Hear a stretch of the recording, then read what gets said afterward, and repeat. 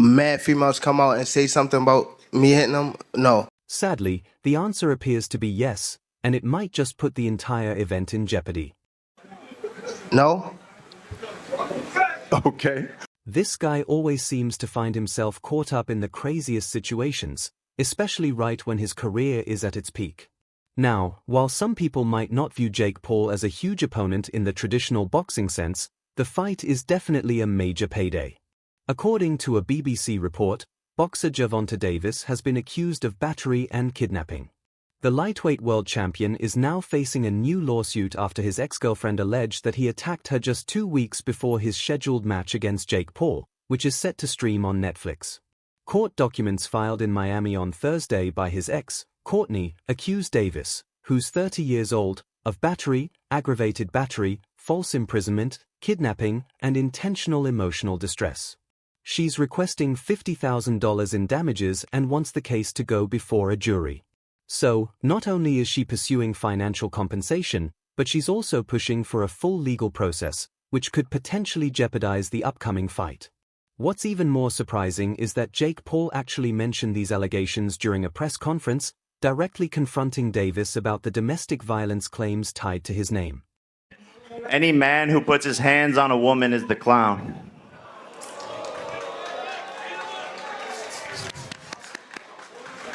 I got you a poodle. Now, okay.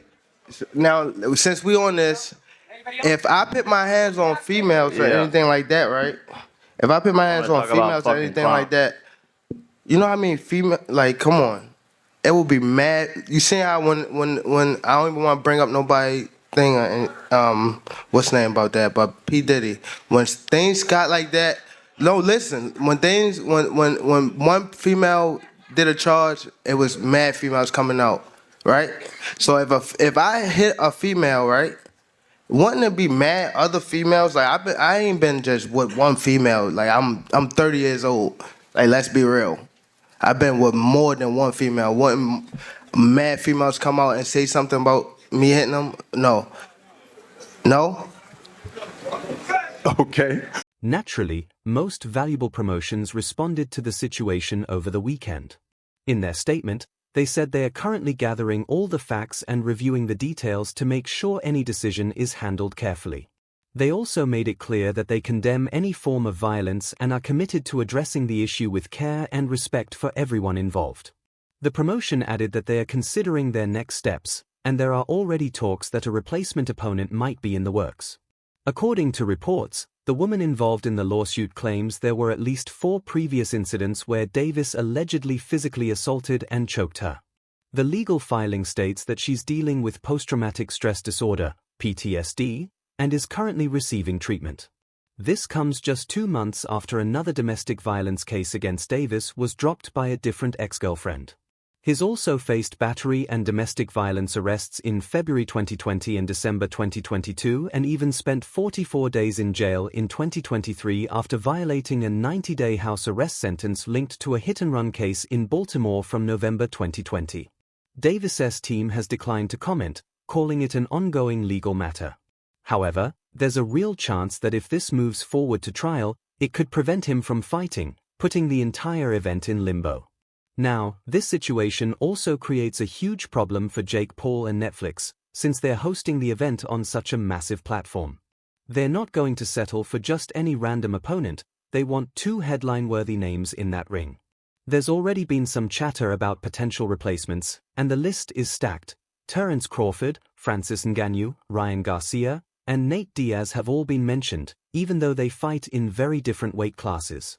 Out of those names, Ryan Garcia seems like the most logical pick, given that he was already rumored to be interested in fighting Davis. But interestingly, Francis Ngannou is reportedly being considered as well, which would be a huge shift, considering the massive difference in size and style. That rumor actually comes from Michael Bisping, who's usually a solid source when it comes to fight news. Reports online that Jake Paul might be fighting Francis Ngannou. which is just absolutely bloody ridiculous. If you know the situation, he was supposed to be boxing Gervonta Tank Davis, a man that weighs 133 pounds or 135. Regardless, it's a man that is way, way smaller than Jake Paul. So that is just ridiculous, and I'll give you my thoughts on that before anyway. Fighting Gervonta Davis, way smaller, to now boxing Francis Ngannou. I mean, listen, if he does it, fair play. But I just call #1 bullshit on this brother, because I don't see this happening. No, no, no. This is #1. Another potential name being tossed around is Carl Froch. There's been a bit of back and forth between him and Jake Paul online, which has only fueled speculation. Froch has been retired for a few years now, but a comeback for a fight like this would definitely grab attention. It would arguably be one of Jake Paul's biggest wins if he managed to pull it off, though, to be fair, a lot of fans believe Froch would be the favorite going into that matchup. Still, it's a huge gamble for both sides. So I mentioned it earlier, will Jake Paul's team be contacting the Cobra?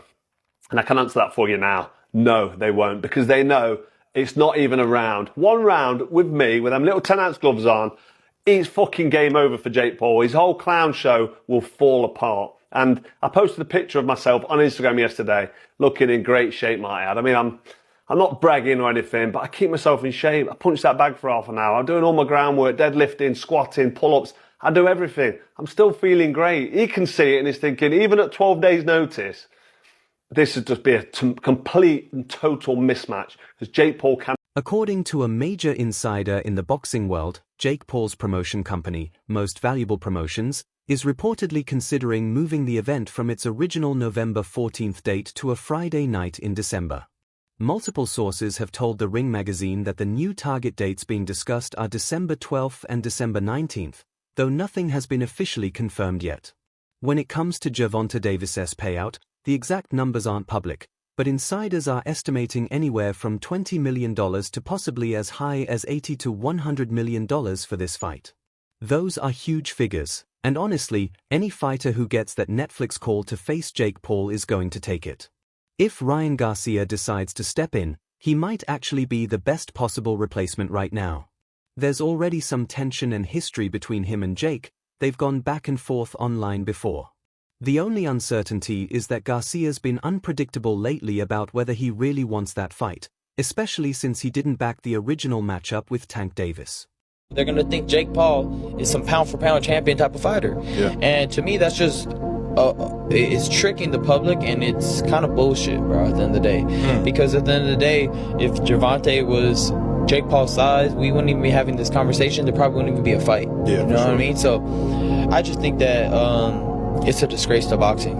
Well, we got to play devil's advocate, because people were saying, well, Ryan, you called out Jake Paul before too, so how would you say that? What do you have to say to the people that were saying that? Well, I'm way bigger than Gervonta Davis. Gervonta Davis is 5'4", and his last fight was at 133. My last fight was 147, and I walk around 170. So, I mean, 170 to 190, whatever, you know, however big it is, it's not too much difference. But you got Gervonta Davis, he's actually really small. Like, when I fought him, he's small. Yeah. So I just think rescheduling a fight of this scale might actually be the smartest move. Netflix isn't going to compromise here. They need a headline-worthy name to make the event worth their investment. The big question is whether they'd be willing to offer the same kind of payday that Gervonta Tank Davis was set to receive. Anyone stepping in at the last minute would definitely have some serious negotiating power in this situation. Of all the potential replacements that have been mentioned, some realistic, others less so, Carl Froch is an interesting one. He's been slowly getting back into shape, and it wouldn't be surprising if he agreed to it for the right price. Names like Francis Ngannou and Anthony Joshua have also been floated, but in terms of a like-for-like replacement, Ryan Garcia seems to make the most sense. He's a huge draw in boxing, and a matchup between him and Jake Paul would definitely deliver. The only question is, would Ryan Garcia really be willing to take the fight on such short notice? I don't like this for the sport, because one, Jake Paul established himself as a cruiserweight, which is, he's ranked, right? Some organization ranked him as a cruiserweight. Tank Davis is a lightweight. Yeah. You know, and to the casuals and people that are watching, they're not going to see that. They're going to see Jake Paul Gervonta Davis. They're not gonna care who weighs who and what are the particulars. And it kind of just like it's gonna make boxing look bad. It's gonna make it look like this guy that really can't fight be able to do good against the guy that's pound for pound. Like they're hurting the sport. Like in this fight, they're hurting the sport. Who's allowing a cruiserweight to fight a lightweight? That's pretty much of a disgrace. And Jake Paul trying to come at me and saying, "Oh, but you wanted to fight me." I said, "Bro, I'm way bigger than Tank. There's a big difference."